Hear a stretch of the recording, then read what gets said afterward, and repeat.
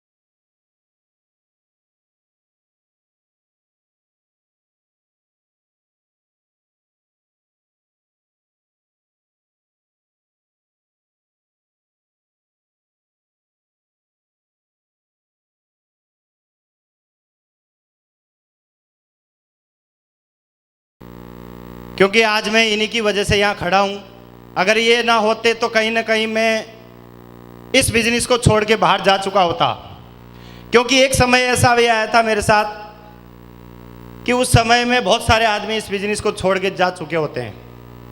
तो सबसे बड़ा धन्यवाद है दोस्तों। जब 10 साल की उम्र का था, एक किसान परिवार में मैं पैदा हुआ और खेती करते थे, खेती के साथ साथ पढ़ाई। 10 साल की उम्र में 1996 की बात है, और 1996 में एक बहुत बड़ा हादसा हुआ हमारे साथ। एक रोड एक्सीडेंट में हमारे पिताजी की डेथ हो गई, स्वर्गवास हो गया, वो इस दुनिया को छोड़ के चले गए। अब 10 साल की उम्र के बच्चे को क्या पता है, आप खुद समझ सकते हो 10 साल की उम्र में क्या समझदारी होगी। ढंग से जानते भी नहीं थे, लेकिन परिवार मेरा इतना बड़ा है और इतना अच्छा परिवार है, इन्होंने कभी भी हमें अकेला फील नहीं होने दिया। हमेशा हमारे साथ खड़े रहे, पूरा परिवार हमारा हमारे साथ खड़ा रहा हमेशा। Thank you.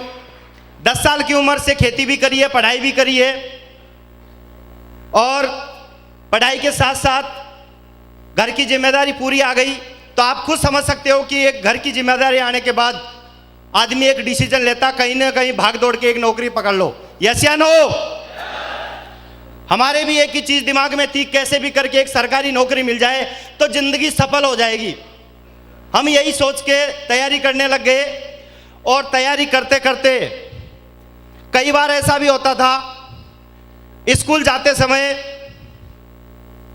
5 रुपए का टिकट लगता था आने जाने का, 2.5 रुपये आने के, 2.5 रुपये जाने के। लगभग 17 किलोमीटर दूर हाई सेकेंडरी स्कूल था, वो 2.5 रुपये भी नहीं होते थे मेरे पास। एक टाइम ऐसा भी था मेरे साथ, लेकिन धीरे धीरे कैसे जैसे करके समय कटता चला गया और हिम्मत नहीं आ रही, लगातार तैयारी करते गया। सन 2008 में मेरी गवर्नमेंट जॉब लग गई। सन 2008 में गवर्नमेंट जॉब लग गई। उस टाइम से मैंने एक बात सीखी थी, क्योंकि पहले मैं खूब भागा दौड़ी कर चुका था, लेकिन कहीं भी जॉब नहीं लग रही थी। लेकिन एक बार दम लगा के मैंने किसी की नहीं सुनी, पागल होके लग गया। तो उस टाइम मेरा 2 जगह सिलेक्शन हुआ था, दिल्ली पुलिस और आरपीएफ में। और उसके बाद एक चीज़ समझ में आ गई थी कि आदमी चाहे तो कुछ भी पा सकता है। तो मेरा थैंक यू, जब गवर्नमेंट जॉब में सिलेक्शन हो गया तो घर में भी खुशी हो गई कि चलो बहुत बढ़िया हो गया, कि अब तो ज़िंदगी बहुत बढ़िया हो जाएगी। और मेरी पोस्टिंग सीधी कर दी आसाम, गांव से सीधा आसाम पहुंचा दिया। तो आसाम जाने के बाद ये लगा कि यार मैं तो आया था बढ़िया काम के लिए, लेकिन ये तो गड़बड़ हो गया, क्योंकि घर से बहुत दूर हो गया, घर वालों से एकदम दूर। और कितने पैसे के लिए? उस टाइम लगभग मेरी 13-14 हज़ार रुपये सैलरी थी महीने की, और 13-14 हज़ार के लिए मैं घर से इतना दूर हो गया कि 4 महीने से एक बार घर आता था। तब दिमाग में कहीं ना कहीं एक चीज़ आई कि यार इससे भी बढ़िया नौकरी कर ली जाए तो बढ़िया रहेगा। तो वहाँ से मेरा ट्रांसफ़र जब दिल्ली हुआ तो मैं तैयारी करने लग गया। बहुत सारे लोग क्या करते हैं कि एक नौकरी लगने जाने के बाद क्या करते हैं, अपने आप को संतुष्ट कर लेते हैं कि जहाँ मैं आ गया वहीं बहुत है।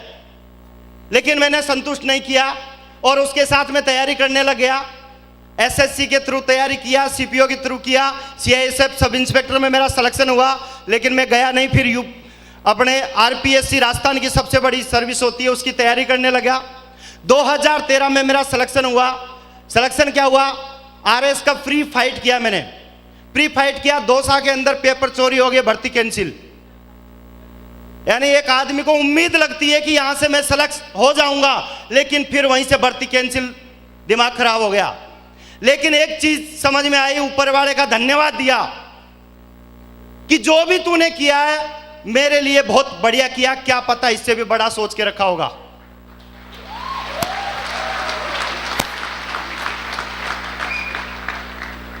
और वहां से फिर मैं तैयारी करने लगा। इतने में क्या हुआ, एक दिन 2 देवदूत मेरे घर पे आए, mister Batturam sir, mister Pankaj sir, जो रात को 10 बजे आके बोलते हैं घर पे, बोला चाय पीनी है। अब रात को 10 बजे चाय कौन पिलाएगा बताओ? अब दोस्त ही आ गए तो चाय तो पिलानी पड़ेगी, यस या नो? तो इनको चाय बना के पिलाई, मैं और कमल जी थे। तो उसके बाद उन्होंने बोला कि हमारे पास एक ऐसी शानदार जानकारी है जिससे आपका जीवन बदल सकता है। तो मैंने सोचा कि यार जीवन तो पहले बदला हुआ है, लेकिन क्या पता कोई ऐसी चीज हो आपके पास, दिखाओ। उन्होंने बिजनेस प्लान दिखाया, कुछ डाउट थे, 1 दिन का टाइम मांगा। और मैंने बोला कि सर मैं ये बिजनेस करूंगा, लेकिन थोड़ा सा पैसे का एडजस्टमेंट कर लेता हूं, क्योंकि मैं आपको बताऊं पूरे परिवार की जिम्मेदारी, 3 बहन भाइयों की पढ़ाई कराई, उनकी शादी करी, मकान में लगाया। ऐसे करके मेरे ऊपर 11.5 लाख का लोन और 4 लाख रुपए 2 रुपए सैकड़ा पे हो गए थे मेरे ऊपर, यानी 15.5 लाख का कर्जा। तो आदमी क्या करेगा, कहीं ना कहीं से एडजस्ट करेगा। और जुगाड़ लगाया, 50,000 रुपये किसी के ब्याज के थे, मैं वापस देने के लिए लेके आया था, लेकिन वो नहीं दिए मैंने। और मैंने उसको बोला 2 महीने बाद में दूंगा। और वहीं से मैंने 3 आईडी लगाई इस बिजनेस की, 7,872 की 3 आईडी लगाई।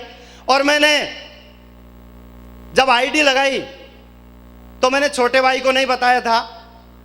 तो छोटे भाई ने बोला तू ऐसे पैसे बर्बाद करेगा, पैसे डुबाएगा। 3 दिन तक लड़ाई रखी। मैंने एक ही चीज बोली कि तू पढ़ा लिखा है, उससे ज्यादा मैं भी हूं, उतना तो मैं भी हूं, लेकिन थोड़े दिन बाद में देखना कि बहुत बड़ा काम होगा, भरोसा कर दूं। लेकिन उसको भरोसा नहीं हो रहा था, लेकिन मैं लगातार काम करते गया। सबसे बड़ा मैं मानता हूं मेरे ग्रेट गुरु पंकज सर, बत्तू सर, जोरदार तालियां इनके लिए, एक बार जोरदार तालियां दमदार वाली। Thank you. इन्होंने हमेशा एक चीज समझाई कि इस बिजनेस को अगर आपने सीख लिया तो आपकी मुट्ठी में बिजनेस होगा और आप कहीं भी कर सकते हैं इस बिजनेस को। तो मैंने इस बिजनेस को सीखना शुरू कर दिया और रात को ये 2-2 बजे तक मुझे सिखाते थे, पकड़ पकड़ के। रात को 2 बजे तक सोने नहीं देते थे। सुबह 6 बजे आके पंकज सर फिर कुंडी खड़खड़ा देते थे कि उठ जाओ, 6 बज गए। रात को 2 बजे सोए, 6 बजे फिर उठ गए। मेरे भाई कमल जी और गोविंद जी, हम तीनों साथ ही रहते थे, तो दोनों परेशान। बोला ये रात को भी नहीं सोने देते और सुबह भी नहीं सोने देते, और दिन में ये ड्यूटी जाते फिर। लेकिन मैं लगातार उनके साथ में, पंकज सर, बत्तू सर के साथ में बना रहा और लगातार इन्होंने मुझे सिखाते गए। तो मैंने प्लान फॉलो करना सीख लिया और फिर प्लान देना शुरू किया। तो हमारे यहाँ पड़ोस में एक क्वार्टर में रहते थे हमारे सुधीर साहब है, जो अभी रूबी बने हैं। तो ये सुधीर जी वहीं रहते थे। तो इनको पकड़ के मेरी टीम के धर्मेंद्र जी और शंभूराम जी ने पकड़ के ला के मेरे सामने बिठा दिया। अब बिठा दिया तो मुझे भी इतना एक्सपीरियंस नहीं था, लेकिन जितना मुझे आता था सब पकड़ के रगड़ दिया बढ़िया से। तो इनको कुछ समझ में नहीं आया, ये हो गए, बोला ठीक है ओके भर दो फॉर्म। तो इन्होंने फॉर्म भर दिया। अब डीडी की बात आई तो जाके फिर घर पे, और जब एक डीडी जमा करी तो फिर 2 का एफआईएम में फायदा फिर बता दिया। तो ये ट्राईपोर्ट से ज्वाइन हो गए फिर। तो ये हमारी ऐसी ज्वाइनिंग थी जो अपने दम पे निकाली थी। तो एक भरोसा बढ़ गया कि इस काम को मैं कर सकता हूं। अब दिल्ली में कुछ लोगों के साथ में काम किया, कुछ लोग हमारे साथ आए, एक सीमित दायरा था वहां बटालियन के बाद में हमारा काम एकदम बंद सा होने लग गया। उसी दौरान हमारी मुलाकात हुई, एक छोटा सा हमारा फंक्शन रखा। इसमें ग्रेट गुरु, हमारे दमदार ग्रेट गुरु मिस्टर अजय पंडित जी और राकेश प्रसाद जी आए थे। इनके लिए जोरदार तालियां, अब तक की जोरदार तालियां, थैंक यू। इन्होंने पहला फंक्शन करवाया। वहां एक छोटा सा फंक्शन, क्या 80 आदमी की मीटिंग थी, लगभग 70-80 आदमी थे। तो छोटा सा फंक्शन। तो उस फंक्शन के बाद थोड़ी सी हिम्मत बढ़ी, इन्होंने हमारी काउंसलिंग करी, बैठा के हमें समझाया। मैं बैठा था इनके सामने रूम में, तो इनको देख के ऐसा लग रहा था कि ये छोटे छोटे लड़के हैं, लेकिन बात 2 लाख सप्ताह की करते हैं। समझ में नहीं आया, मैं नौकरी करता हूं फिर भी 30,000 वाली बात हो रही है। तो इन्होंने फिर बैठा के समझाया कि हरि जी भरोसा करना, जैसे आज हम 2 लाख रुपए कमा रहे हैं, अगले 3 से 4 साल में आपके भी 2 लाख सप्ताह के आएंगे। Thank you. भरोसा किया, इनके भरोसे पे हम चलते गए लगातार। और कुछ दिन बाद में इनकी डायमंडशिप आती है मिस्टर अजय पंडित सर की। उस डायमंडशिप को देखने के लिए हम लोग वहाँ आगरा से आए और फैमिली को लेके आया कि इसके समझ में आ जाए तो परेशानी नहीं होगी। पंकज सर ने बोला था कि बस डायमंडशिप में बैठा देना, जिसकी फैमिली परेशान करेंगे ना उसको डायमंडशिप में बैठा दो बस। तो मैं डायमंडशिप में ला के बैठा दिया। और उस दिन का दिन है और आज तक का दिन है, कभी बिजनेस के लिए नो नहीं हुआ, आज तक का रिकॉर्ड है। एक डायमंडशिप। तो उस टाइम डायमंडशिप देखी, एक चीज समझ में आई, इनका सम्मान हो रहा था, परिवार का सम्मान हो रहा था।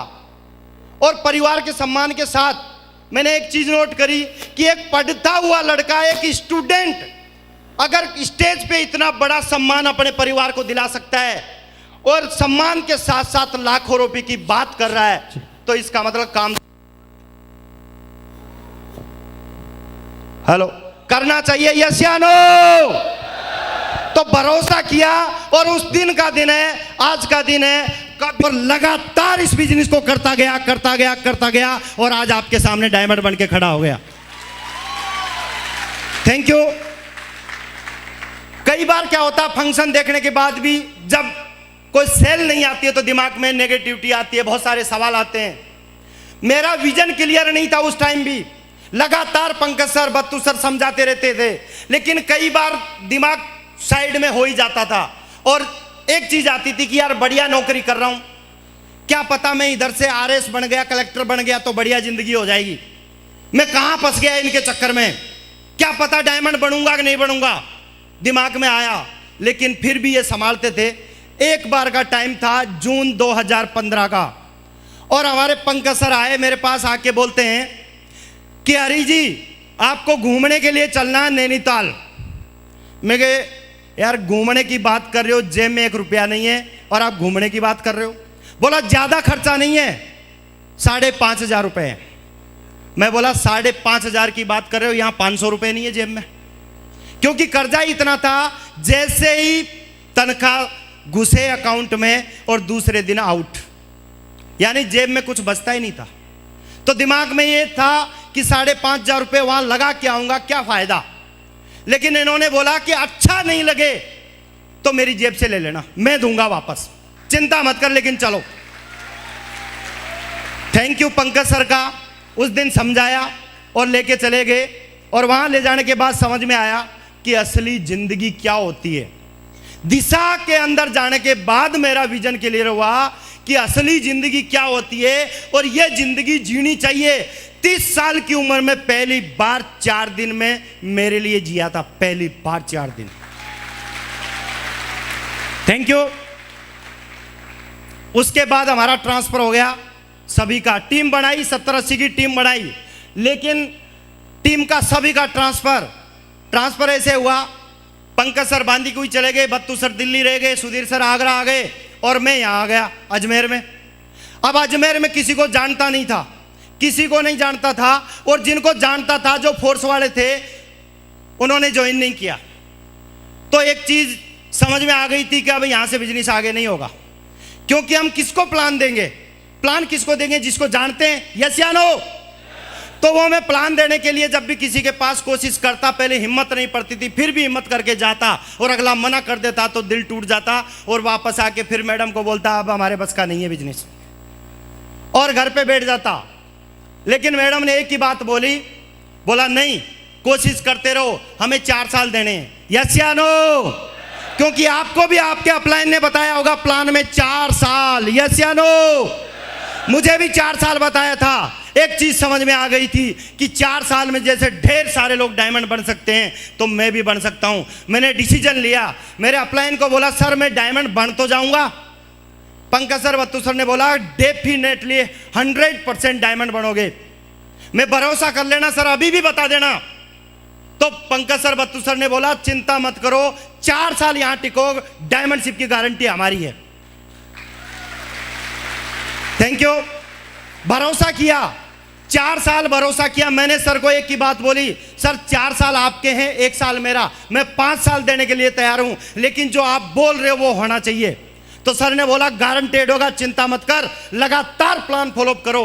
और उस दिन के बाद लगातार 3 फीट रूल पे काम किया, लगातार लोगों के पास जाता था और साथ वालों के पास जाता था, सीधा बोलते थे, बोला तू ही बन जा करोड़पति। मैं बोला सर 8 लाख महीने, बोला तेरे अकाउंट में दिखा कितने आ रहे हैं। अब अकाउंट में उस टाइम 1000 का या 2000 का चेक बन जाता, वो दिखाता, देखो सर 1000 2000 आ रहे हैं। बोला जब तेरे लाखों रुपए आ जाए ना तब आ जाना मेरे पास। खूब कोशिश की, 6 महीने तो कोई ज्वाइन नहीं हुआ था, लेकिन बाद में एक दो ज्वाइन होने लगे और मुझे लग गया लगभग 2 साल लग गए गोल्ड बनने में, यानी 250 की टीम बनाने में मुझे 2 साल लग गए थे। अब समझ लो जिसकी टीम अभी 250 की है और 2 साल से कम लगा तो वो तो गारंटेड डायमंड बैठा यहां।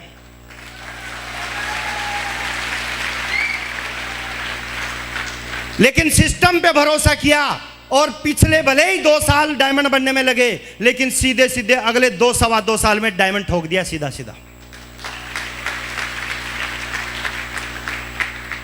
दिक्कत आती है फील्ड में, मुझे भी आई थी, आपको भी आई थी, आज तक का रिकॉर्ड है, कभी दिक्कत से घबराया नहीं। पंकज सर ने एक ही बात बोला जब तक शरीर में जान है तब तक आपके साथ हूं, चिंता मत करना, लगातार लगा रहे, मैं आपके साथ हूं। और भरोसा किया पंकज सर का, बत्तू सर का, और लगातार लगा रहा। वही अजमेर में जाते थे जहां लोग बोलते थे यहां 2006 में कंपनी आके चली गई, कंपनी भाग गई, यहां कोई डायमंड नहीं बनता, लेकिन फिर भी वही काम किया, लगातार लोगों को भरोसा दिलाता गया। और आज अजमेर छोड़ो, अजमेर में तो ऐसी कोई जगह नहीं है जहां मेरी ज्वाइनिंग नहीं है।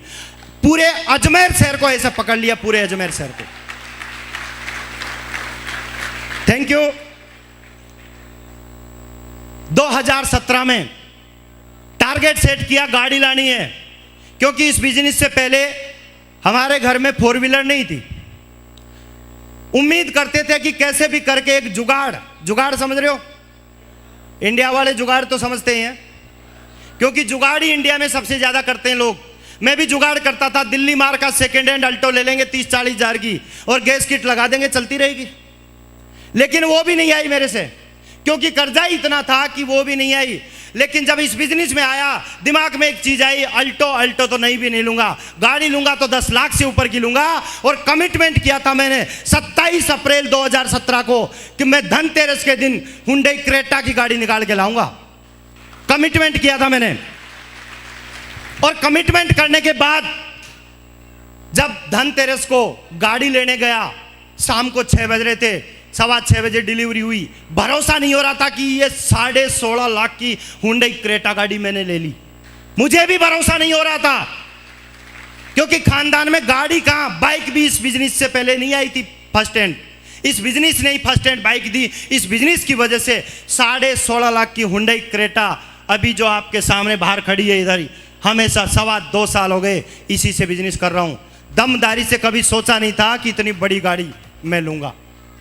शाम को घर आया, 8:15 बज रहे थे, घर पे आया, गाड़ी लेके माता जी के चरणों में रख दी चाबी कि माता जी गांव की सबसे महंगी गाड़ी आपकी। Thank you. माता जी की आंखों से भी आंसू आ रहे थे, खुशी के आंसू, समझ रहे होंगे आप, खुशी के आंसू आ रहे थे। माता जी ने एक ही बात बोली, शाबाश बेटा और बड़ा कर। और मैं एक कमिटमेंट करके गया था कि माता जी अगर कोई ऐसी गाड़ी लाता है गांव में और इससे महंगी कोई लेके आता है तो आप मुझे बताना, उससे डबल महंगी लाके खड़ी कर दूंगा। नाम आपका ही ऊपर रहेगा हमेशा। आज जो भी है ये सब सिस्टम की वजह से। कभी जिंदगी में नहीं सोचा था कि मैं भी 4 व्हीलर से चलूंगा। आज 2 साल हो गए चलते हुए। और अभी बहुत बड़ा धमाका, बहुत जल्दी और धमाका होने वाला है। बहुत बड़ी न्यूज मिलने वाली है। वो टाइम आएगा जब आपको वो भी बता देंगे। इस तरह मैं बिजनेस करते जा रहा था। अजमेर से काम बढ़ता चला गया मेरा। जहां लोग बोलते 2 नहीं जुड़ते, 2 नहीं आते, लगातार मेरे साथ काम बढ़ता चला गया। मेरे साथ 2 भी आए, 100 भी आए, 1000 भी आए, 10,000 आए मेरे साथ। अभी इंडिया के 14 स्टेट में 40 से ज्यादा शहरों में 17,000 की टीम हो रही है मेरी। 17,000 लोगों की team. Thank you.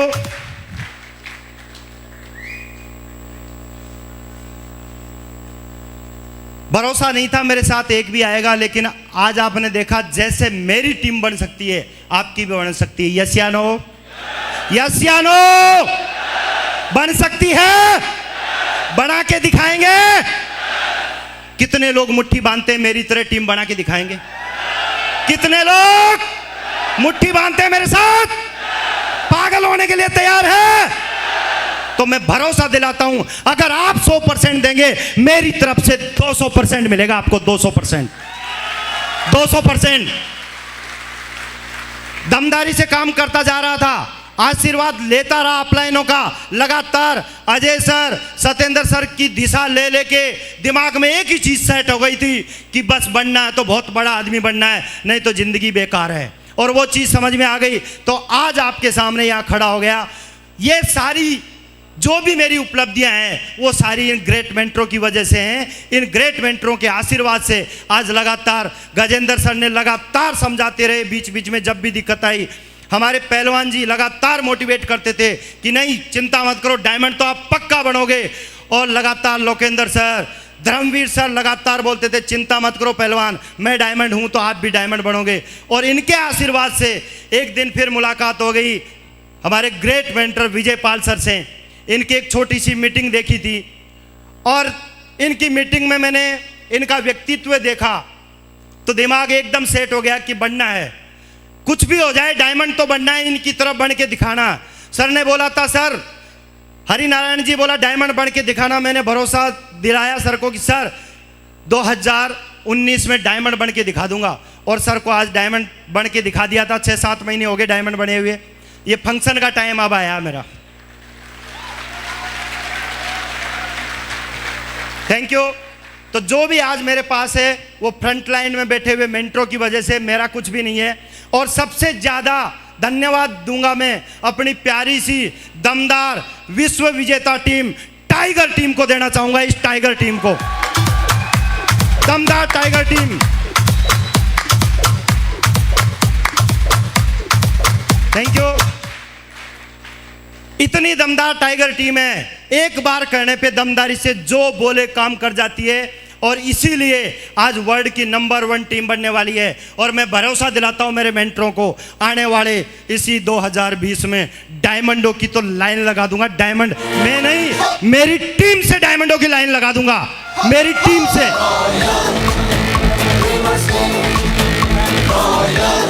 Thank you. अगले 3 महीने के अंदर 2 डायमंड तैयार हो रहे हैं मेरी टीम से। अगले 3 महीने में 2 डायमंड, अगले 3 महीने में 2 डायमंड तैयार हो रहे हैं मेरी टीम से। अगले 6 महीने में 4 डायमंड फिर तैयार करूंगा। इसी साल मैंने सर को कमिटमेंट किया, पंकज सर को, 10 डायमंड निकाल के दूंगा। 10 डायमंड, 10 डायमंड। Thank you. लोग बोलते काम नहीं होता है, मेरे तो एक चीज समझ में नहीं आती, जीवन काटना चाहिए कि जीवन जीना चाहिए? कितने लोग चाहते हैं जीवन जीना? तो आज आपके सामने सेफ शॉप में आने के बाद समझ में आया कि जीवन काटना क्या होता है और जीना क्या होता है। और यहां आज हम जीवन काटते नहीं है, आज जीवन को हम जीते हैं। सेफ शॉप को लोग करते होंगे, हम सेफ शॉप को जीते हैं, इसीलिए आज हमारे साथ रिकॉर्ड बन रहे हैं। और पिछले लगातार मैं सर को भरोसा दिलाया था, शुरू के 2 साल में एक भी टारगेट नहीं हुआ। पिछले 2.5 साल के अंदर मैंने एक भी टारगेट जो विदेश का हो मैंने नहीं छोड़ा कभी भी। लगातार सारे टारगेट, लगातार। किसकी वजह से? सिस्टम की वजह से और मेरे ग्रेट अपलाइनों की वजह से और प्यारी सी टीम की वजह से। तो सारे लोग तैयार है मेरे साथ? तैयार है मेरे साथ? बस भरोसा दिलाता हूं, इस बिजनेस को 3 से 4 साल दिल से करना। कैसे कैसे करना है? ऐसे मत करना कि हो गया तो ठीक, नहीं हुआ तो ठीक, तो फिर कुछ नहीं होना। होता कुछ नहीं है, करना पड़ता जानबूझ के। मैं भी जब इस बिजनेस में आया, मेरे गांव में सबने बोल दिया था, सबने बोल दिया था कि देख फलाने की भाग गई, तेरी भी भागेगी, कुछ नहीं होना जाना। मैं चाहूंगा मेरे गांव में, मेरे परिवार में एक सपोर्टर मेरे थे, मैं उनके लिए जोरदार तालियां चाहूंगा। मेरे चाचा जी, गोवर्धन चाचा जी, एक बार खड़े हो जाओ, इनके लिए जोरदार तालियां।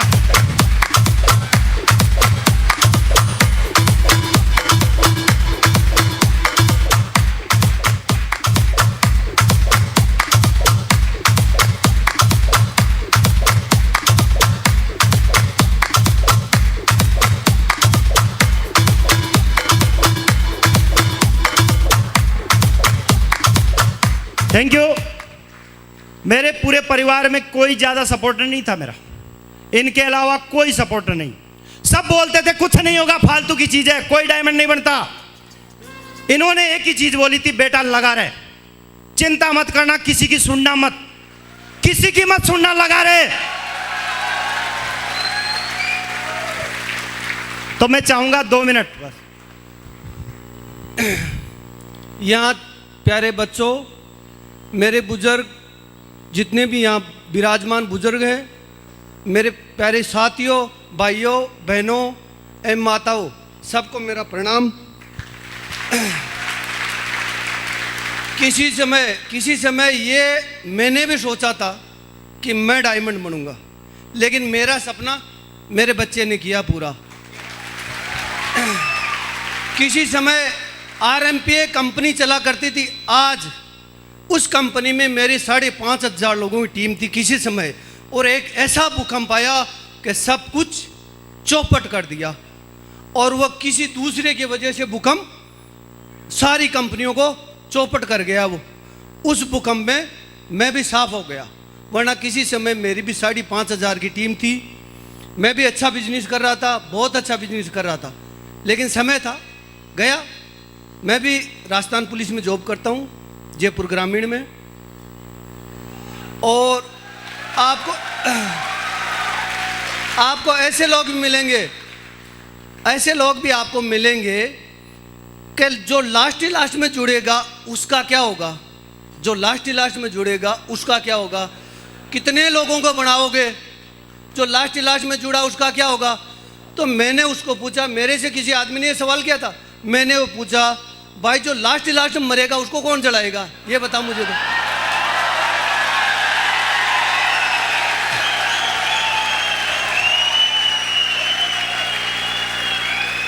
एक छोटी सी कहानी और कहना चाहता हूँ, देखो समय कम है लेकिन कह देता हूँ, मेरे मन में आ गई। देखो इस बिजनेस को करना है तो मन मत मारो, इसको करना है तो कर दो, करना है तो कर दो और नहीं मत करो।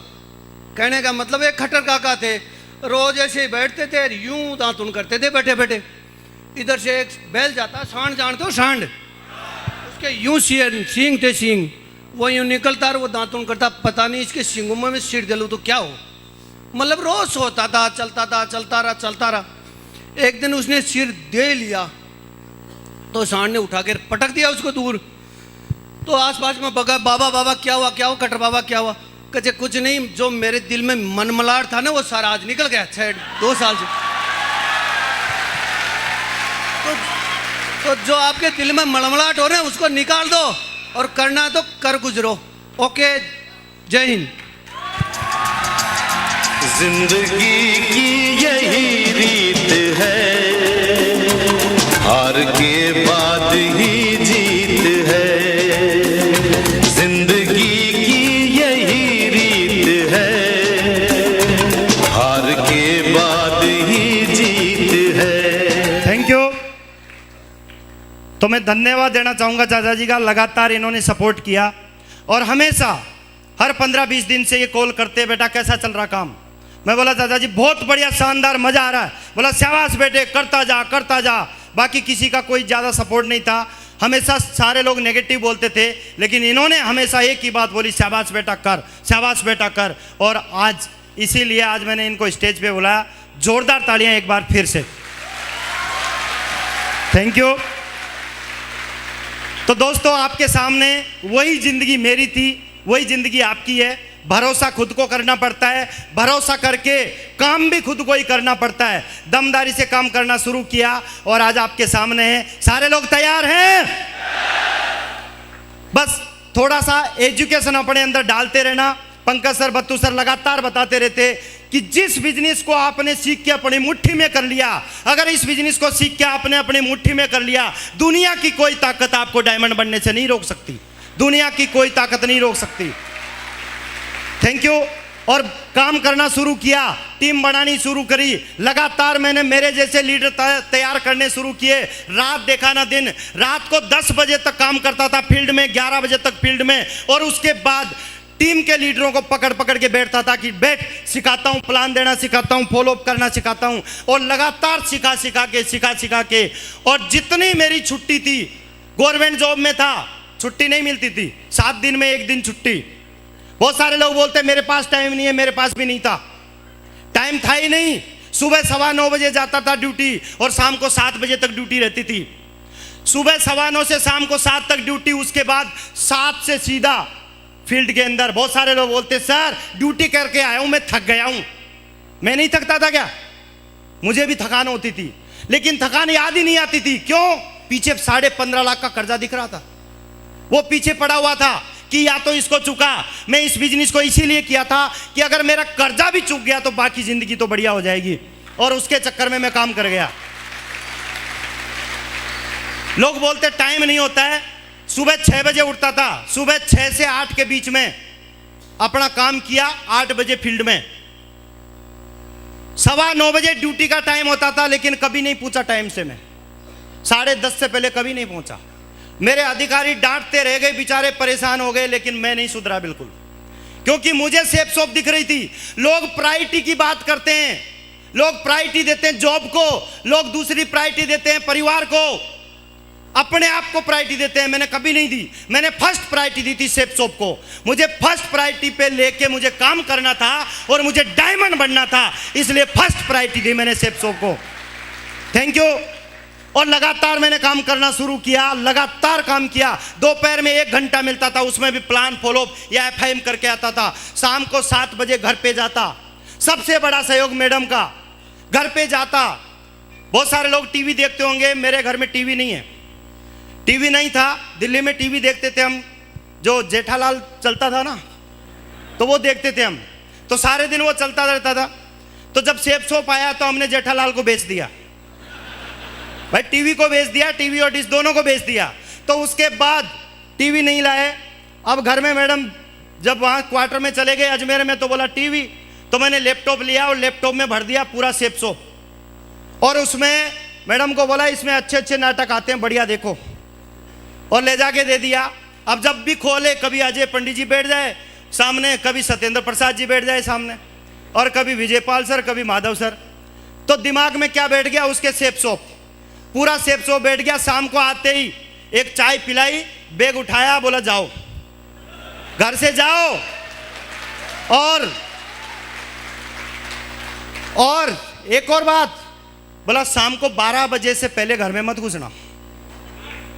ऐसा कोई नहीं बोलता होगा, लेकिन मुझे बोला, क्योंकि उसको डायमंड शिप चाहिए थी, उसको वो वाली जिंदगी नहीं चाहिए थी, ये वाली जिंदगी चाहिए थी। मुझे भी ये वाली जिंदगी चाहिए थी, इसलिए लगातार पूरा टाइम सेप सोप को दिया। मैंने 8 घंटे नौकरी करी है और 10 घंटे सेप सोप को दिया। मैंने 10 घंटे सेप सोप को दिया।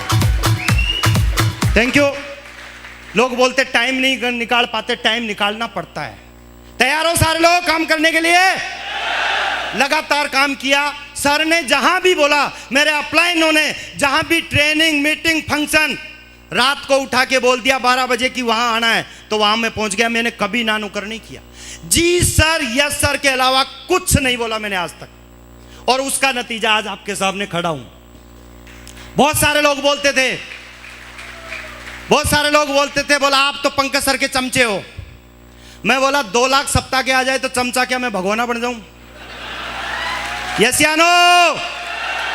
और जी सर, यस सर के चक्कर में मैंने कमिटमेंट भी किया था सर लोगों से कि सर भरोसा दिलाता हूं, डायमंड शिप से पहले 2 लाख सप्ताह के ला के दिखाऊंगा, और मैंने ला के दिखाए सर लोगों को।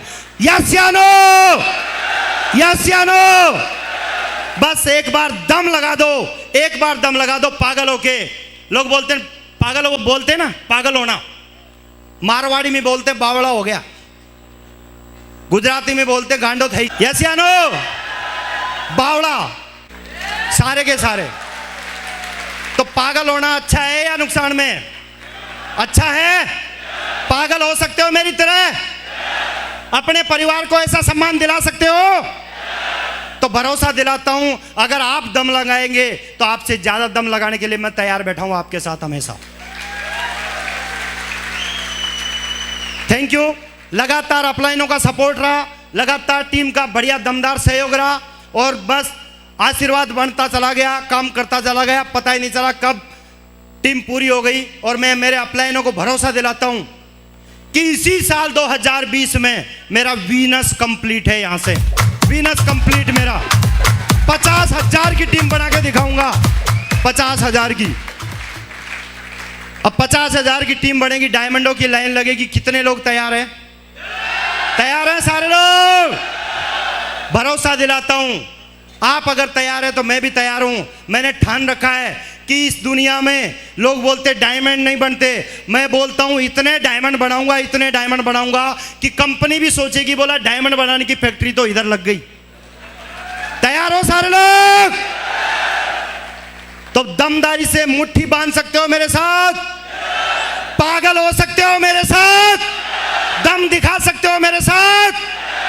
तो एक बार खड़े हो जाओ, एक बार अपनी सीट से खड़े हो जाओ दमदारी से, और मेरे साथ थोड़ा सा बोलना पड़ेगा। बोल सकते हो? आड़े टेढ़े होलिए, होलिए। तैयार हो? दम लगा सकते हो मेरे साथ? डायमंड बनने के लिए तैयार हो? दम लगा सकते हो मेरे साथ? पागल बन सकते हो मेरे जैसे? तो मैं भरोसा दिलाता हूं, मैं आपके साथ हूं। आया मैं, आया मैं, आया मैं। Wish you all the best and